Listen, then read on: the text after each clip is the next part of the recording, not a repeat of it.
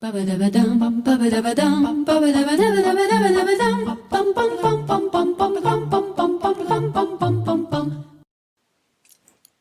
to Live a Little. This month, I will be talking to Angela Erickson about women and specifically about being and becoming stay-at-home mothers. I think this is obviously a very important subject for women of all ages. But also, even if you are a man, and I'm assuming there are women in your life, it will be beneficial for you to listen to this episode and understand what it means to be a Catholic, faithful woman in this secular world. So I hope you enjoy the conversation. Thank you for listening. Welcome, Angela. It's so good to have you here today, and I'm really looking forward to this conversation. Thank you. Thanks for having me on. I really appreciate it. Oh, I'm excited about, women like talking about women. It's just going to be great. We may be here for 5 hours. Who knows? I know. I feel like I've known you for a very long time. Hey, Twitter builds really long-lasting relationships. You just don't know. So, Angela, before we start talking about women, maybe you can tell us how you come here, like how you come to be a stay-at-home mother of 3, to be, soon to be 4, writing about all things Catholic. So tell us your background a little bit. Well, I was raised Catholic. I was very blessed, though, it looked very different when I was younger. I mean, we went to Mass on Sundays, but we kind of had the same experience that I think a lot of Catholics have here, and especially in the U.S., where that was church, and then there was the rest of our life. It was very segregated that way. There wasn't a whole lot of integration. And then I went to college, and my faith was, in my mind, very important to me. But of course, I was living it very, very poorly. And, in college, I went to a very liberal university. At least that's where I graduated from. And that was the first time where I started to ask questions about, why do we do what we do? And why do we say what we say? Why do we believe what we believe? And the catalyst was really reading Edward Surree's A Biblical Walk Through the Mass. That was like my first exposure to the theology behind the Mass, because I figured if the Mass, the Eucharist, is the source and summit of the Christian life, I had better try to understand this. Right. Otherwise, my faith is for nothing. And that kind of lit a fire in me at that point when I was in college. And like I said, it was very liberal, very hostile towards Catholicism. And then I ended up getting into pro-life work, because I guess I'm the kind of person that if you're going to tell me I can't do something, I'm probably going to do it, and I'm going to do what I can to prove you wrong.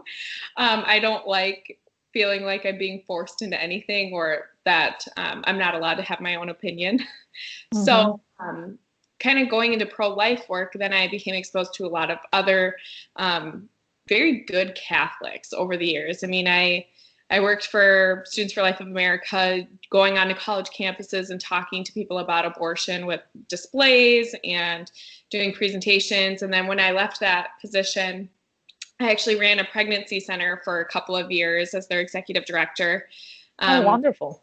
Yeah, it was a huge blessing to be able to work on the front lines that way.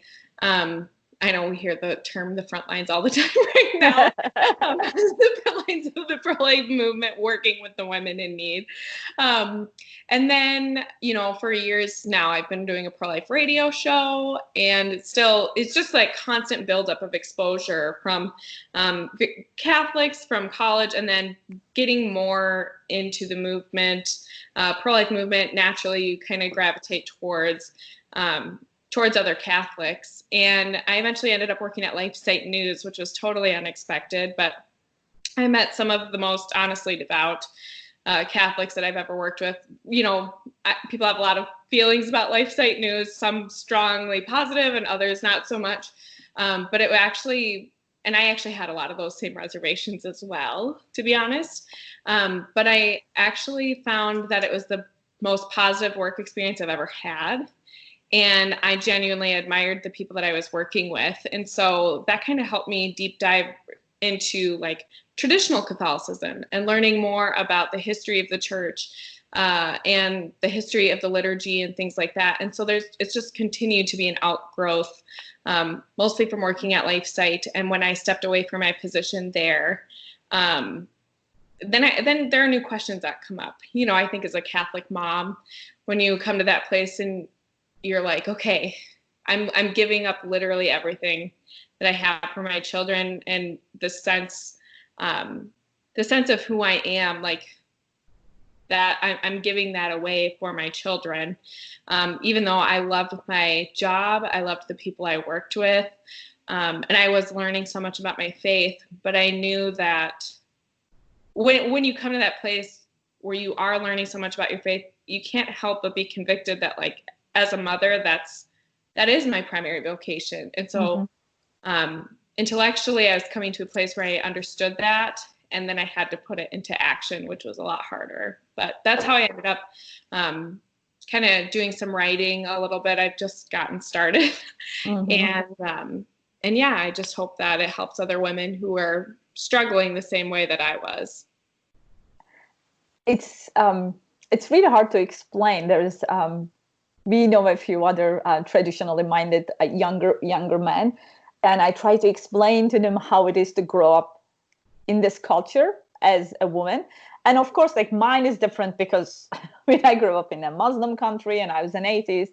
But even then, after coming here, I can tell that even those girls who grow up in Catholic, even in like homeschooled, or like you have still went to mass growing up, it's like the culture kind of affects you. It's almost like it's like osmosis. Like, you have to take some of it in.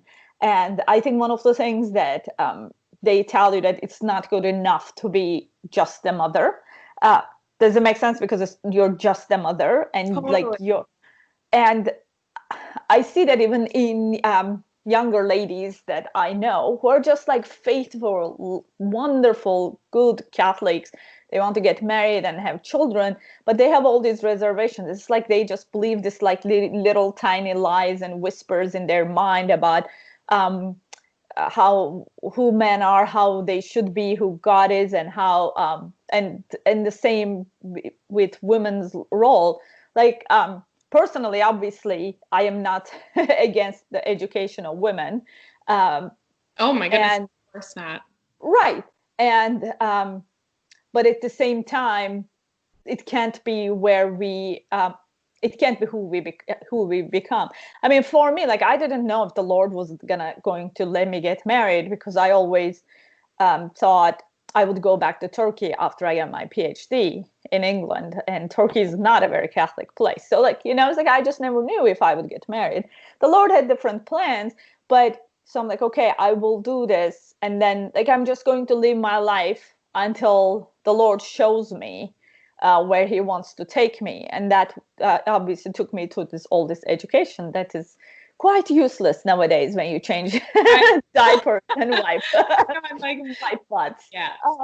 But I think it's really important for girls to get educated. This is the life. Like, there is no guarantee that my husband, I mean, he has a very good job, and he works for the state. So he has job security, but we were thinking, it's like, hey, look, coronavirus happened, and maybe the governor is going to say, hey, we don't have any money, so you're out of job. Like, you don't know. So it's good to be prepared, but like, how can we help, like, both Catholic men and women to separate their identity from what they do? Does it make sense? Like, I think that's most of us were. So how did it begin with you? So, I mean, I read your blog post, but can you maybe summarize that for those who haven't?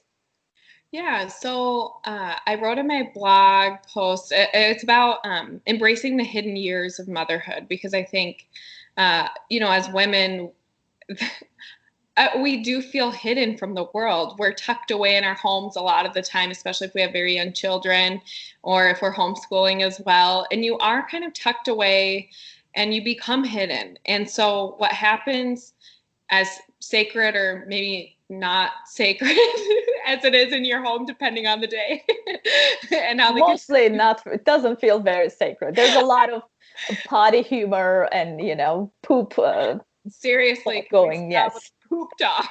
I I know. know. I struggle with that with my kids, and my kids, it just has to stop. But realizing that's where I am at this stage of my life. I mean, that my kids are very young, with the oldest about to turn 5, and we'll have our 4th just days before she turns 5. So I just came to a place where I was reflecting on this a lot. I think I was reflecting a lot about feminism and the impact that it's had on women's role in society, because I used to declare myself a Catholic feminist or pro-life feminist. That was like a label that I liked to wear. I can even remember a guy on Instagram telling me I was an enemy of the church, and I was so indignant. Like, how dare he? You're just reinforcing everything I know about the patriarchy, and you don't understand. And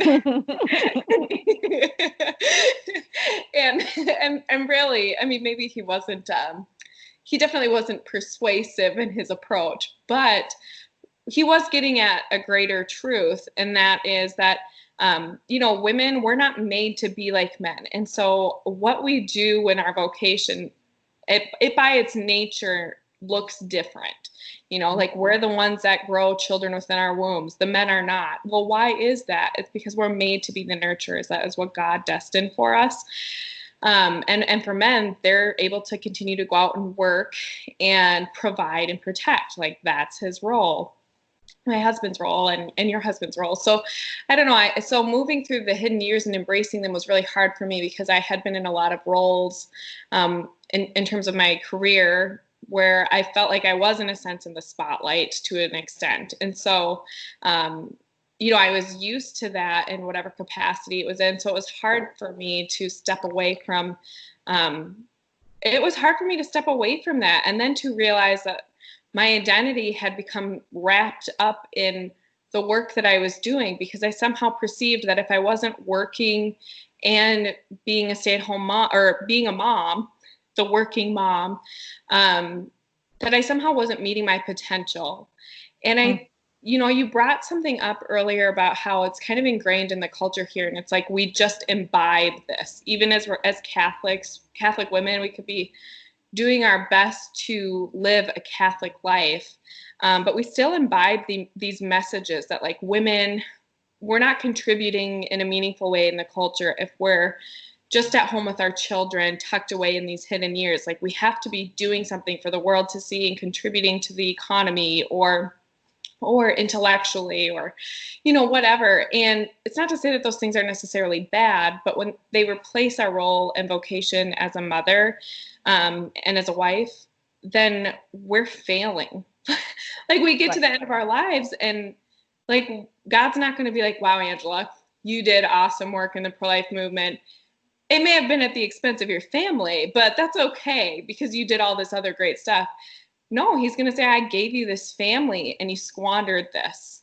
And I just came to a place where it's like, I'm not a superwoman as much as I would like to think I am.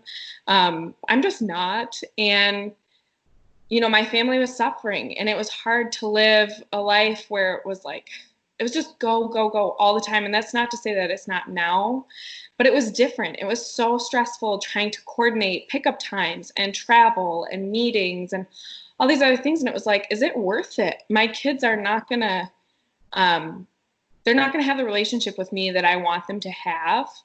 And when it's my job to be their primary educator and to form them in the faith and in life, I can't adequately do that working a full-time job. I just personally can't. There may be women out there that can. I cannot. So I had to come to a place where I was okay with being just a stay-at-home mom. And it took a little while, especially because, like you said, with it being so imbibed in the culture, I mean, I had friends that were I remember one conversation. I had a friend, one of my closest friends said, "Oh, you won't last more than 6 months." And I just remember being like, wow, that is harsh, it was like, and I don't think she was saying it to be mean. I think she was just saying my personality she didn't think would do well with being at home at children, because I am somebody that likes to be out and, I don't know, engaging the culture in particular ways. And I think I just had to come to a place where I had to change my mindset in terms of what I valued and what my priorities were, and without looking back. Because I think that's where women get into a lot of troubles. They're always looking back, where it's like, did I gave all this stuff up, I'm going to be antiquated, or will my skill set be out of use? Will I even have a skill set by the time I'm able to rejoin the workforce? All of these questions, which are natural questions, but in the scope of things, your children are gifts, and like, we have to actually live that out if that's what we believe.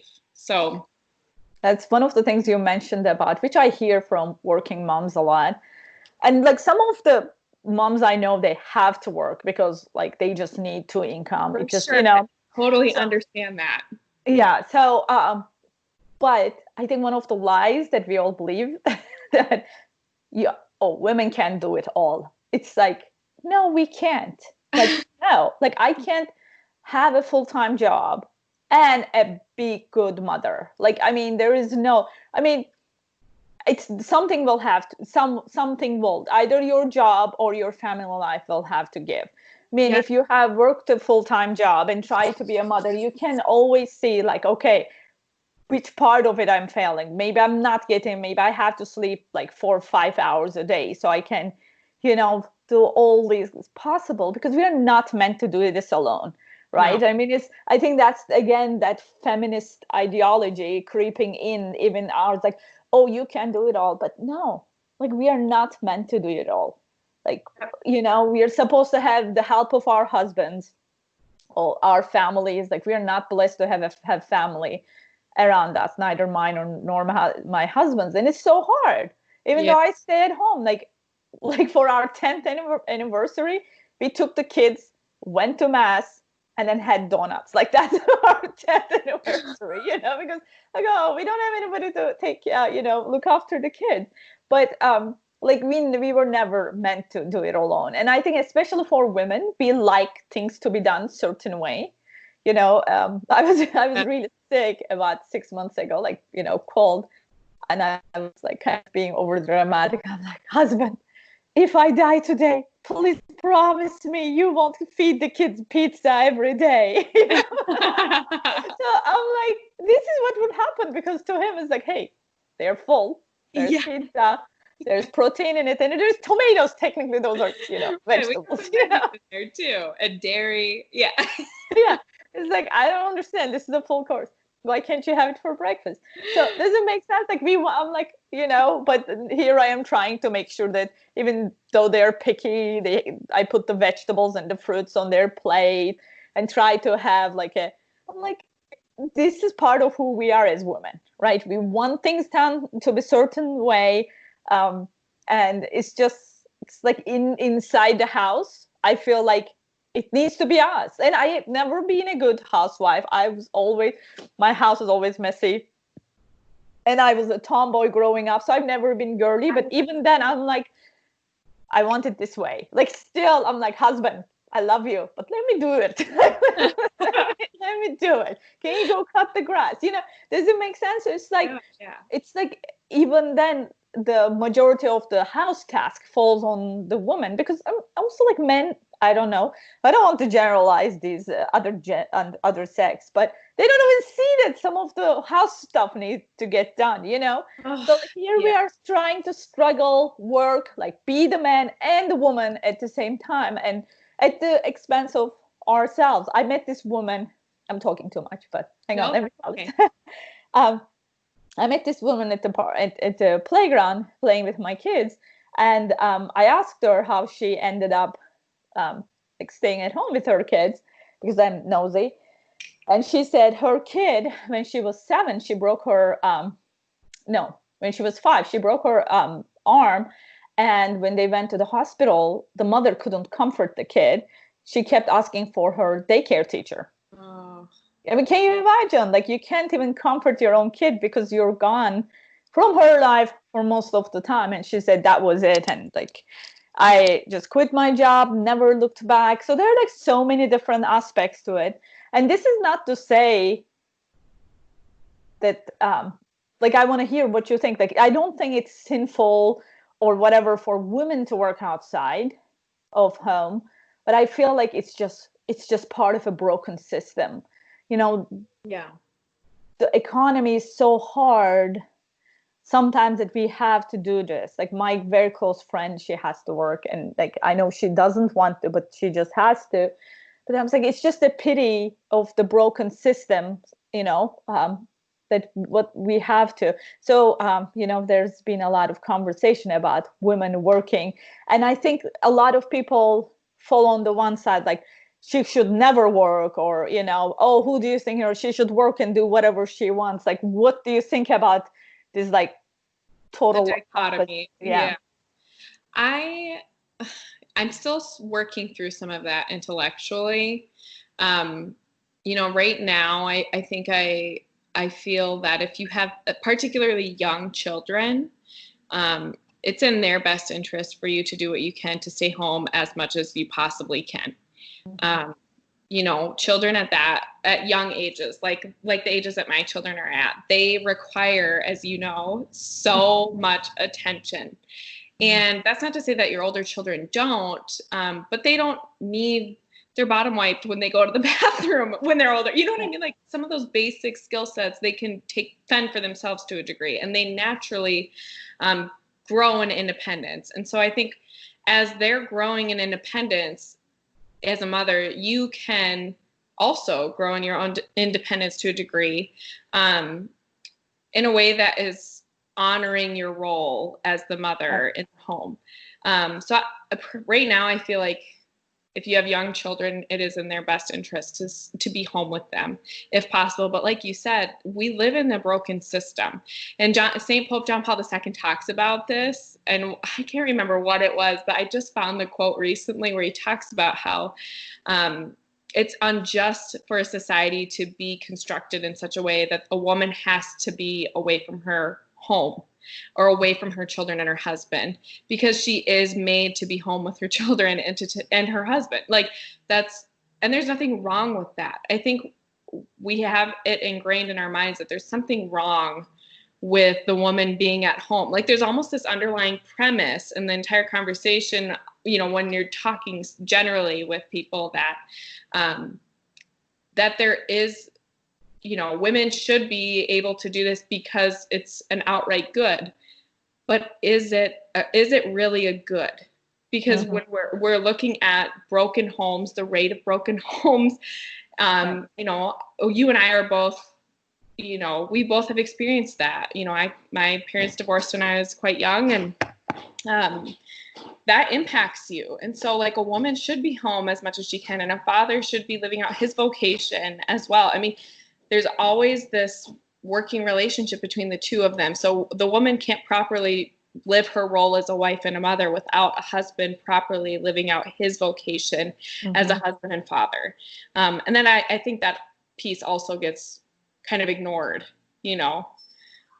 So yeah, right now I do think that's where I'm at. No, I mean, I'm trying to be, it's a nuanced answer, but it has to be right now.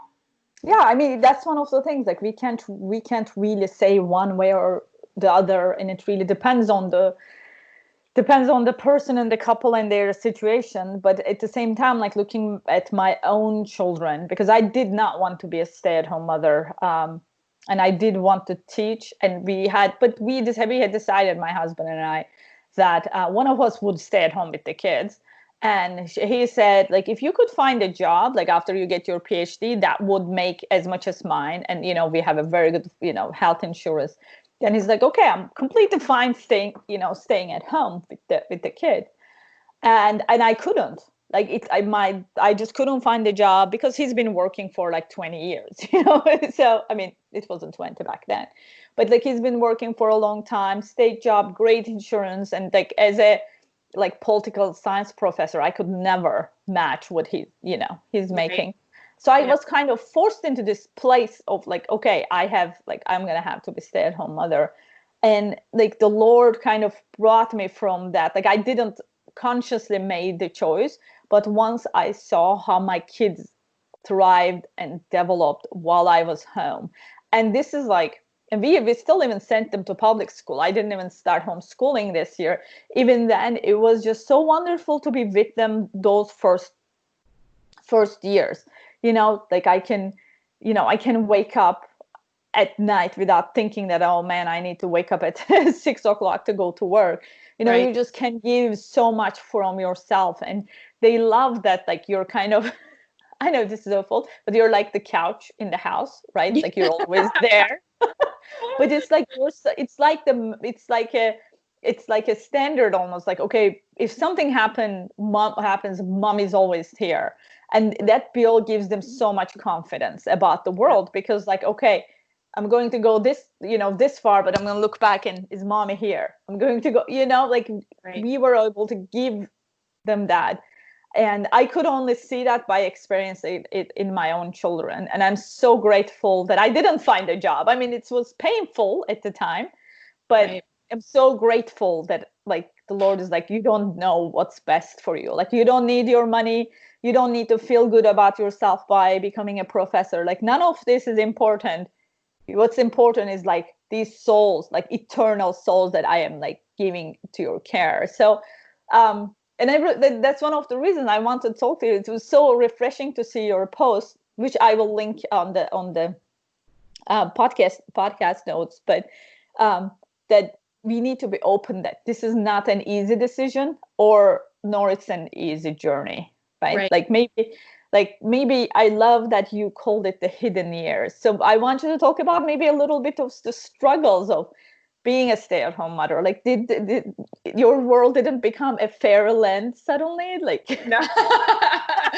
No. I wish. I really do, but I'm just as wretched as the rest of them. So, yeah, bringing peace into the home is, and like kind of going back, you're looking at a generational issue. Like I was raised, at least here in the U.S., like, because my mom was a single mom for a few years, with 4 daughters, and she had dropped out of college to get married to my biological father. She really insisted that we all go to college. We were going to be independent women, and we were never going to rely on a man because they were just unreliable. mm-hmm. And I mean, she did remarry, and she and my stepdad are still married, and like he and I have grown very close over the last probably 10 years or so, but we weren't very close growing up. Anyway, all of that to say, there are all these things that you bring into parenthood with you that you don't expect. Like all of that baggage of how you were raised, whether it was like learning how to be nurturing, were you raised in a nurturing environment or not? I'm trying to bring maybe what I did or did not have into my home, trying to pick it and choose what the good things are for these hidden years. But I mean, yeah, it's hard. I struggle every day. My husband has come home many times to me just falling apart, or hiding in the closet, crying, or locking myself in the bathroom, or even just breaking down at dinner because my youngest is a huge fan of throwing her food everywhere and then climbing on the tables. And you know what I mean? Like that mental exhaustion of repeating yourself 1,000 times a day to do basic things like, I don't know, clean up your toys, or eat your food, don't climb on the table, get your finger out of the outlet. Like, all of those things. Yeah, it's been trying. It's not been easy, but I've never looked back. I mean, I've turned down jobs. So, I've jobs that I didn't even obviously apply for. I'm not looking for work. But I think you have to have, I talked about it in my post a little bit, and I've mentioned it too, just the women who struggle the most, I think, are the ones who are always looking back, or focusing on the future of like what could have been or what it could be if I did this. And we're called to live in the present. And sometimes the present is very hard and it's very ugly. Sometimes it's beautiful. Sometimes you especially when you see your kids like achieving new milestones. Like I can remember the first time that my oldest started swinging by herself and didn't need me to push her anymore. And I almost started crying. One, because I would not have to give her an underdog every 5 seconds, but, but really just being able to watch them grow and become more independent, and knowing that, that like I was a part of that, and I'm doing what I can so that she can grow into a young woman. So yeah, I mean, I think those things are important. It is not easy. I would never want to lie to anybody and say that it is, but it's worth it. It's worth that sacrifice, that constant dying to self. Yeah, it's like one of the things as parents of somewhat big families, I mean, we have only 4 kids. I'm like, this was normal not long ago. Stop it. But it's like, oh, you must find it so easy. And I'm like, not really. Like, I don't read it. I mean, I hate to say this, but like, I don't like the once they start crawling, it gets really hard to me until they're kind of like 3. So like those about 2.5 years, I'm like, this is not my favorite time of parenting. Good thing they're adorable and cute and make up for all the shenanigans they get into. Yeah.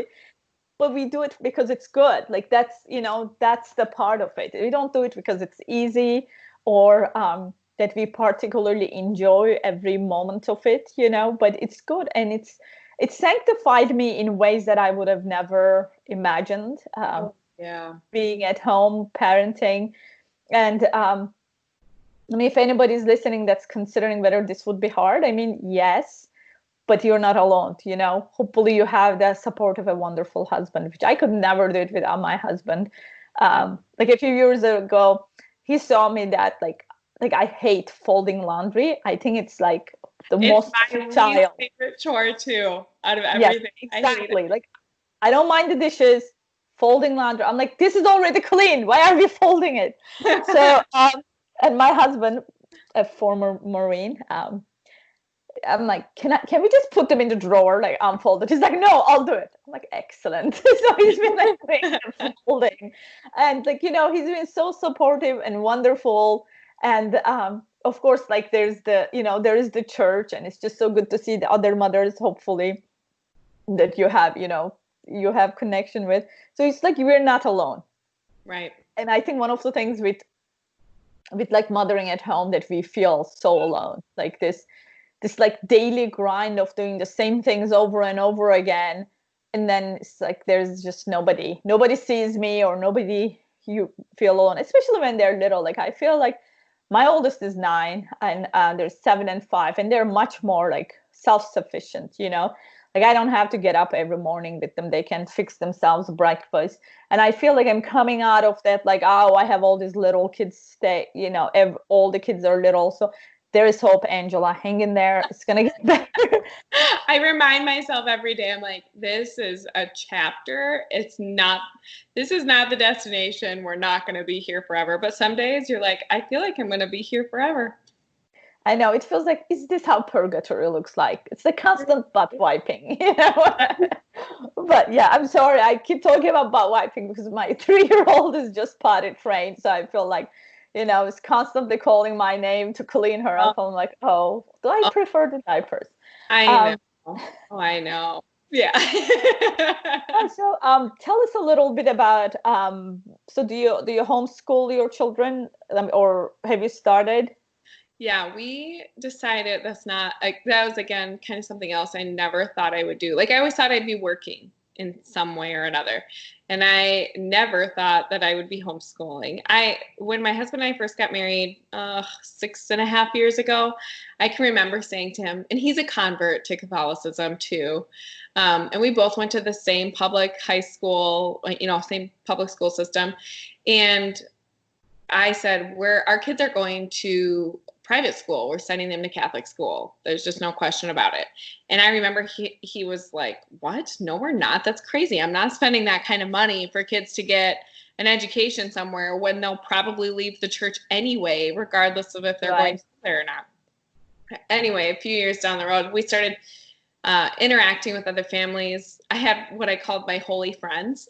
And they were the people that I admired, and that, I think it's important to have friends to, part of doing the stay-at-home mom thing, and any sort of whether you're working or not, but it is vital that people, husbands, wives, have friends that they admire and want to emulate.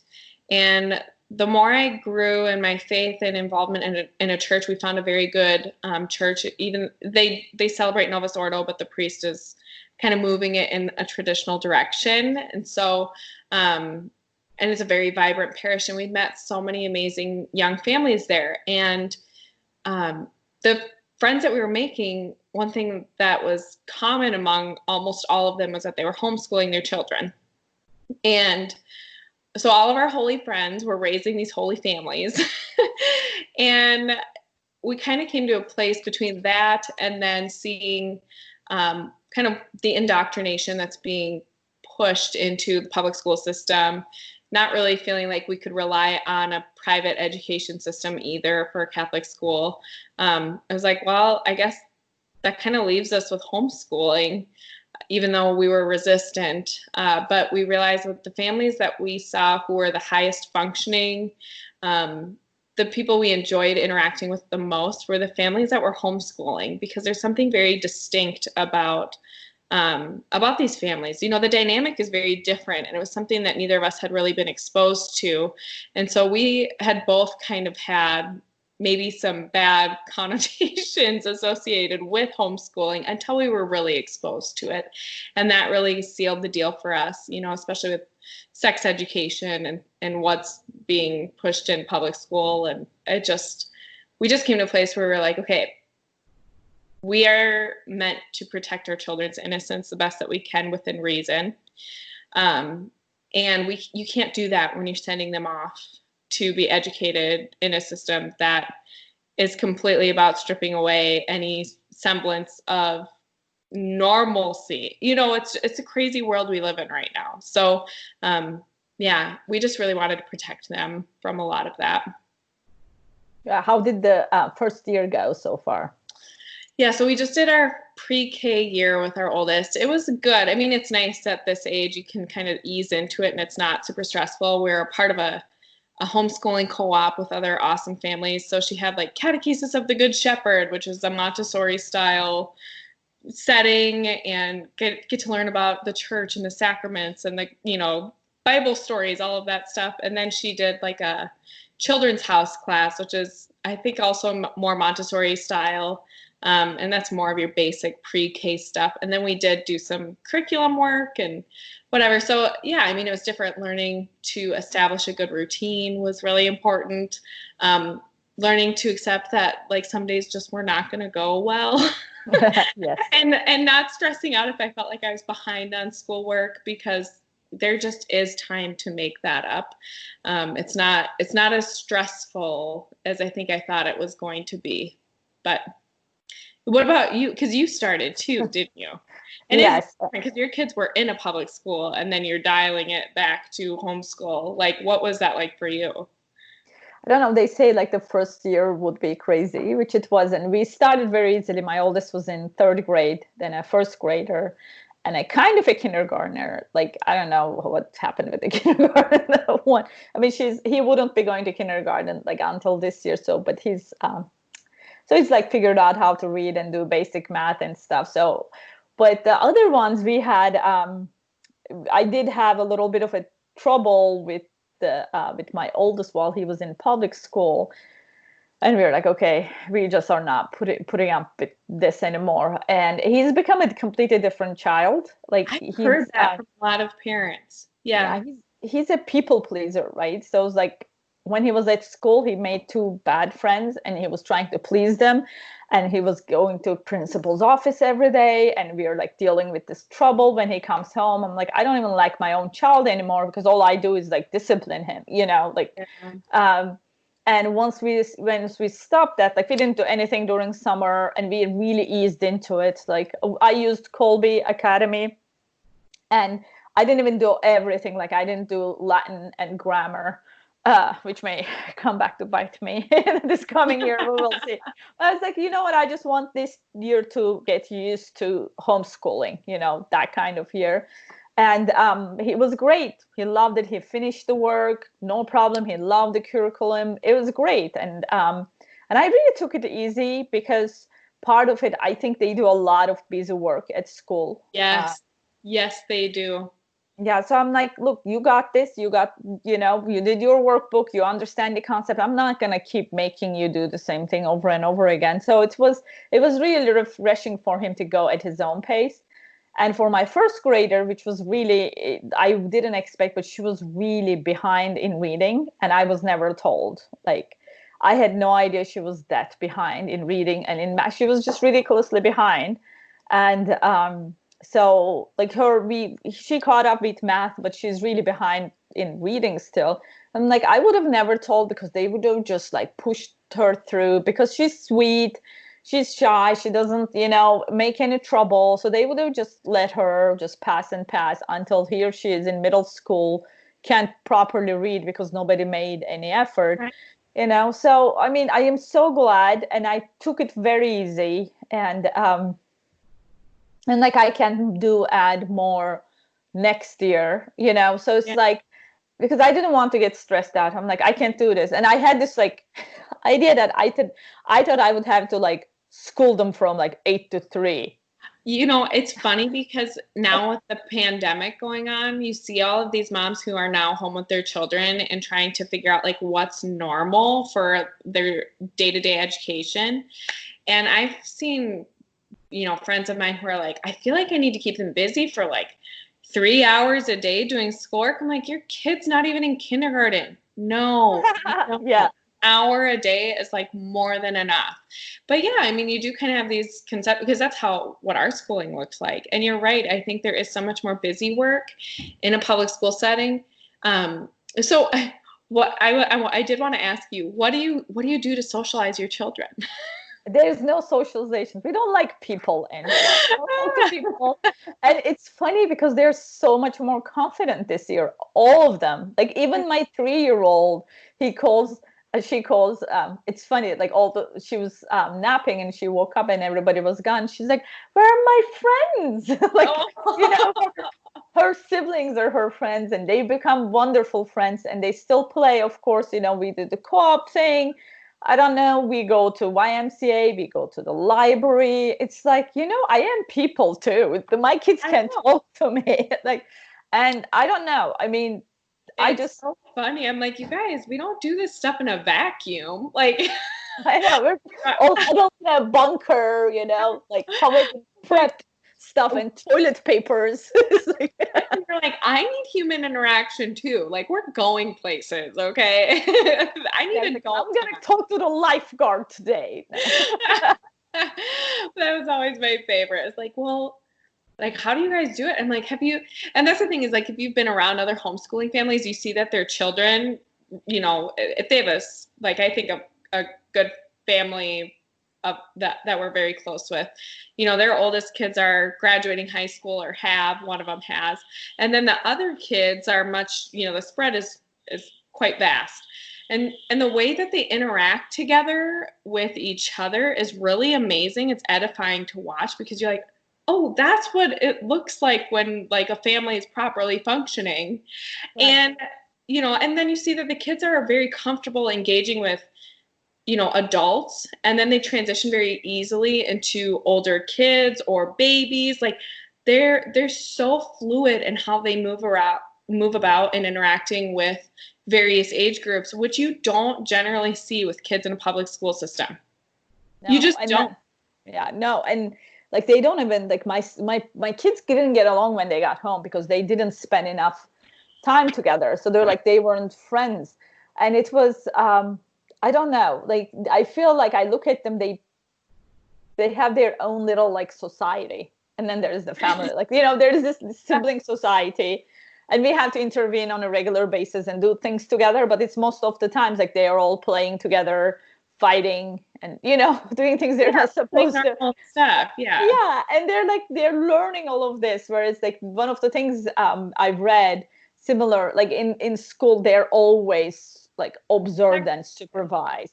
Not that I don't supervise my children, but like I don't intervene until there's like a big, like I always, I'm always aware what they're doing. But most of the times I want them to solve their problems amongst themselves. But they say, I read this, that it's because they're always watched. Like there's always a coach or a teacher, and everything is so regimented that they just never quite learn how to function when there's a conflict with somebody who is older or younger, even the same age, because there's always a grown up to come in and step in and just, mediate or Right. So, no, I've been happy. The kids they seem happy. They don't want to go back to school. So I'm, because they still remember how it was in school. They hated it. Like my oldest, he's very active. And they had only 20 minutes of recess all day. And it was driving him crazy. And when he misbehaved, they took the recess away. I'm like, that's probably what he needed, honestly. Like that's probably what he needed, was to be able to go outside. Right. It's like, you're making it worse for yourself, teacher. And it was very hard on him. So it's great. It's very, I don't know. I feel like it can't be this good. Like, it's not that it's easy. We have hard days. It's not. But we're usually done before noon. And I'm a very relaxed person. I'm like we're probably not going to finish his handwriting book. I'm like, nah, it's okay. Who cares if you have 10 more pages left for next year? It's fine. It's summer. And that's too what I've heard from other homeschooling moms. It's like, you don't really need to get super serious. I mean, about it until they're quite a bit older. For a lot of kids, certain things click at different ages, and every kid is different. And that's another beautiful thing about homeschooling, is you get to tune into what your children are naturally inclined towards, help them in their deficits, and learn what style of learning best works for them. Whereas in a normal school setting, it's kind of a one size fits all. And and really, we just know that human beings are created differently. Like, we learn differently, and we are interested in different things. So it doesn't really make sense to have that kind of an approach to education. Right. And it's like, I can see that with my first graders so well this year. We did the, carry the one thing and she just couldn't get it. When you do addition, you need to carry the one. I don't know how they teach it. I just teach it my way. She just didn't get it. So, and then we took a 2-month break. You know what? It's like, you're getting frustrated. I'm getting frustrated. We're just going to drop this math thing. And then we just do simple stuff. We did the clock and the money and all that stuff. And we started 2 weeks ago, and she can do it now. Like, I don't know what happened. Like, nobody taught her in the meantime. But as you say, like, some stuff just clicks in their brain, because she wasn't ready a few months ago, but now she is, Right. So like, and I can tell her, like, I don't have to push her. Like, if you don't get this, like, you don't have to get it now. We'll come back to it later. And personalizing it that way has been it's wonderful for her and me. So yeah, definitely. I had a good year, I'd say, overall. So that's where we are. So hang on. You told me that you called yourself a Catholic feminist. Oh, yeah. And I wanted to talk, I know it's been a while, but we kind of talked about homeschooling. But maybe let's talk a little bit about that, because I just have this like reaction to feminism. Not that necessarily it didn't bring any good fruit, right? But at the same time, I feel like as Catholic women, feel like it's just too tainted for us to even like. Yeah. I just want to be Catholic and just leave it at that, Or if you really want, you need to come up with something else, because feminism is it's just too poison. So what are your thoughts? I totally agree. I think it was before we started recording where I remember I used to call myself a Catholic feminist or a pro-life feminist. And a lot of that had to do with the type of pro-life work I was doing. I think a lot of people in the pro-life movement, Catholic or otherwise, there's something about wanting to be edgy and seem relevant in the culture today, as if somehow calling yourself a pro-life feminist will somehow make people think twice about whether or not killing preborn children is abhorrent, when that's just not really the case. Yeah, I think I told you that on Instagram. I can just remember this one time where a man, I proclaimed myself to be a Catholic feminist, and I, always using people like Pope St. John Paul II or Benedict of the Cross, using all these saints as if somehow that justified my position because they were feminists, or you know what I mean? They're feminist type intellectuals. And the more I started thinking about feminism and its overall fruit, that contemplation didn't come until I had stepped away from my career, which was interesting for me. Because I think then I could really reevaluate my identity, stripped away from my career, and these other labels that I had attached to me because I had allowed them to be stripped away.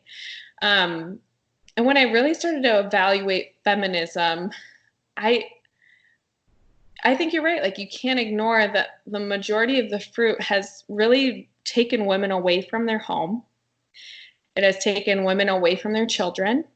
It has divorced women's nature from who she is. I mean, and we see it all the time. I mean, whether you're talking about the career woman who never spends time with their children, which I know that's not most women, but it is there. I mean, I think there's that really career-driven woman who, maybe not intentionally neglects her family, but I mean, I think we all know people whose parents aren't around, for them growing up and things like that. I just wasn't seeing any of the good fruit of feminism apart from like being able to go vote or have a voice in the public sphere, in general.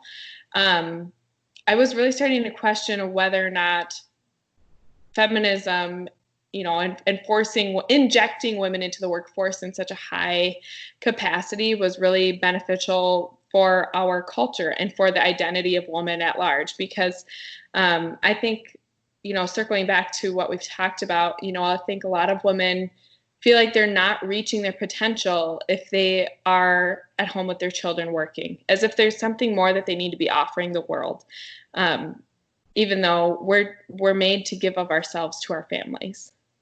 And so I think that's that can be directly attributed to feminism, in this sense that we must be working, we must be contributing, we must be doing what men can do, and we're going to try and do it better than they can do it because we're women. Right. You know what I mean? And then you see with it the contraception and abortion. I mean, really the root of those things is to ensure that women can continue working. Because, I mean, what purpose does it really serve if not to, I mean, obviously we know it's keeping women from having children or bringing them into the world alive. And what good is that if not just to keep women working and away from their families? And it's like I've been spending all of this time fighting the use of contraception, fighting abortion. And the real reason those things exist is so that women can work and be away from their families, when you really think about it. And I sort of had this like, that's so weird. Why am I doing this? Like, I'm neglecting my own family. And every time, I don't know if you've had this experience, but I felt like almost every time that I got pregnant, even when I was working for Catholic organizations or pro-life organizations, I was afraid to tell my bosses that I was pregnant. I was afraid of how they would react.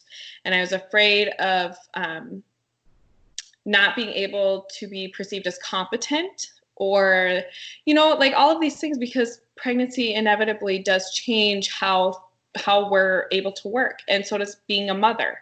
It just changes things. And that's because they're not naturally made to coincide with one another. There is a tension that exists between the two because they're not necessarily made to coexist. I mean, there are times when we have to make them coexist to the best of our abilities, but being out in the working world and doing the things that these feminists have been fighting for, which have been bought and paid for by the blood of our children to a large degree, it's just that I just felt to me like I need to change that. Like, if I really believe what I say I believe, feminism and being Catholic really don't work together. They are mutually exclusive, and I have to accept that. I can't marry the two, and I can't keep using language that tries to baptize feminist language as if somehow you can rectify the damage that's been done by feminism, because you just can't.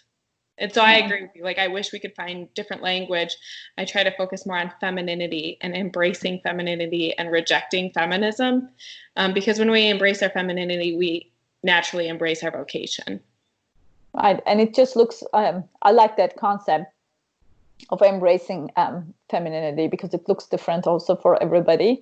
Yes. And it's not, it's the same with masculinity. You know, there is this like macho culture, but also like not every man look the same, or they don't father the same.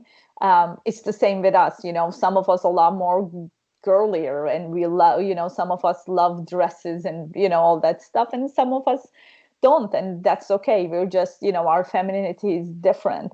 Whereas I think feminism breeds that cookie cutter women that we all need to be working for for other men instead of for our own families, and be miserable. But like in the true femininity the Lord asks from us and exemplified in Our Lady is just so beautiful and variant. You know, it's like how they say, you know, how Satan, there was one original sin. You know, like every other sin is just the same. And I kind of feel like it's the same with feminism. It's just the women are asked to be all the same, even in the disguise of being tolerant and giving choice to women, you know. But when we actually embrace the femininity, the Lord desires for us, like it's like we're all different kind of flowers, you know. Like Saint Therese, yes, her description of daisies and roses and everything. Yes, that's so true. And I think too, the thing that also you just can't escape from, and maybe this is more, I don't know, prevalent or obvious when you're working in pro-life work, but feminists, like they just seem to breed a culture of harshness. Like self-proclaimed feminists seem very angry and very harsh and very vindictive sometimes. And it's like, well, why is it that way? You know, why are you so angry? If like everything you're fighting for is so liberating, why are you so angry and hateful and just like, I don't know, it's just nasty. I mean, the things that you would see even, you know, going to, I don't know if you've ever been to like a pro-life rally or whatever, but here, a good friend of mine, his organization, they do sidewalk counseling outside of abortion facilities. And the things that you encounter when you're out on the sidewalk or at a rally where you're, you know, protesting abortion. And then when you have feminists and people who are pro-abortion come, I mean, the vulgarity that kind of comes with it is so indicative that like, this is not, that this can't be baptized. You know, you can't make it holy or make it something that it's not, because it's just rooted in something very evil and sinister. Lots of weird, gross stuff. And that's just part of the culture that feminism has bred, I think. I know, it's so sad. And I see a lot of women trying to run and reconcile with it at the same time. You know, we're kind of pulled apart into different directions. But, well, thank you very much, Angela. This was just wonderful. It was so refreshing to talk to a kindred spirit. So I just loved hearing your perspective. Is there anything else you'd like to add? Can you tell us a little bit about this new writing adventure you started? Yeah, so you can find my work. It's been pretty slow to come out with the virus and just, you know, being a mom. But my writing is being featured right now. I'm a contributing writer for radicalmothering.com. I think it's radical-mothering.com. So you can find some of my other stories there. I think that I've only written a few pieces, so you can get through my work pretty quickly. But I also, like I said, I do a radio show every week too, on our local relevant radio affiliate. I can send you the link to where people could find those as well. It's called Living the Gospel of Life. And if you're pro-life and want to get a head up on the news, that would be your place to go. And other than that, you can find me on Twitter and Instagram and all that good stuff. So, yeah. Perfect. Thank you very much, Angela. It was wonderful. Thank you so much. Thank you very much, Angela, for coming on the show. And I think this was a wonderful conversation. So let me know what you guys think. And you can find me and Angela both on Twitter. And of course, you can find me on Facebook and Instagram as well. And please consider supporting me on Patreon. And here comes the toddler. So I'll see you. Okay, baby, I'll get you some water. I'll talk to you next month. Meanwhile, let's live a little and bring the lost to life together.